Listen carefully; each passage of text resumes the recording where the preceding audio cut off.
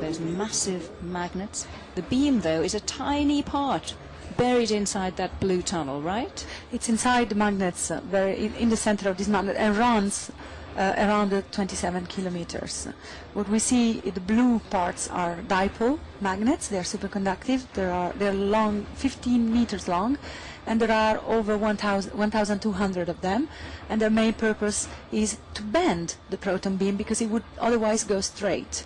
We've seen a white, shorter magnet. It's also superconductive magnets. It's called quadruples. There are around 400 of those, and they serve to focus the beam. So what's going on now is that the scientists want to improve the quality of the beam, right? Exactly. What's the role of the magnets that we're seeing inside the tunnel in doing so? Well, the magnets, as I said, the blue ones, they bend the beam of protons, they force it into a circular orbit, which they normally wouldn't take, and the white magnets, they focus the beam. And then there are many other kinds of magnets. There are magnets just before the collision points that are there to squeeze the beam, to make it as intense as possible, to maximize the chances of collision inside the detector. So just before each of the 4 detectors, there are what we call straight sessions. We're back to the control center. Back to the control center.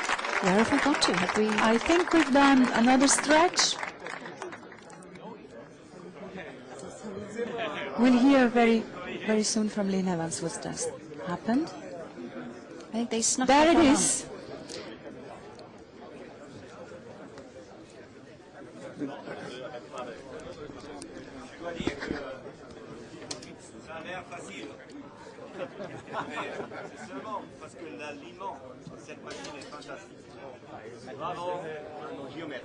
Oui, mais mettez pas...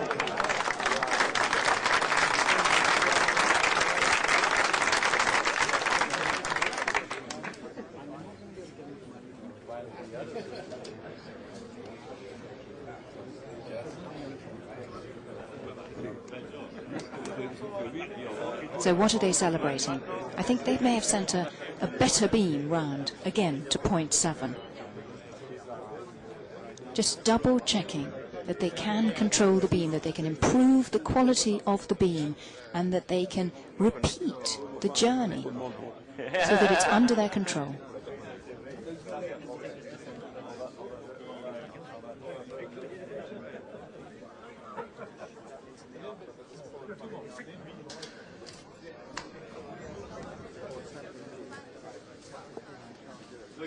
On voit maintenant les connexions qui sont en train de se faire.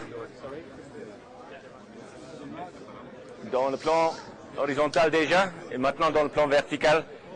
Ces 2 traces, je n'ai pas dit, je pensais que c'était évident. Mais le haut c'est le plan horizontal et le bas c'est le plan vertical.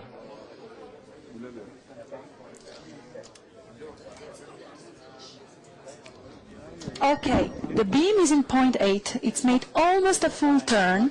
They liberated the beam at point 7, and it's reached point 8 at the LHCb experiment. It's almost done. Just 2 more sectors are missing, and that's where they were applauding. Unfortunately, we are a bit isolated here, and we could not follow, but we just got there. A very important milestone. We've gone from point 7 to point 8. And we're getting ever closer to completing the first revolution. I think the next transit, as it were, is going to be to the big Atlas experiment. As you can see on the vertical representation of what's going on. But we've almost completed the entire chart. When we see that oscillating beam go to the very end and then lap itself around and join at the start point, that's when you know the first revolution is done. That's what you've got to be looking out for. Okay, guys, can you just tell me what? We're waiting for the experiments to go carry on. Yeah, okay. Or you just tell me before we get the next cycle. This is going much quicker than any of us had anticipated, certainly quicker than I had anticipated. Much quicker, absolutely. We were not ready even to comment.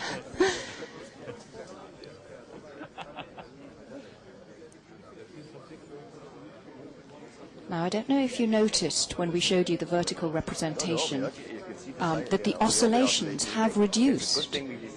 So the beam is perfecting. They are managing to make adjustments to improve the quality of the beam. And they are able to control the beam, to be masters of the beam, as it were.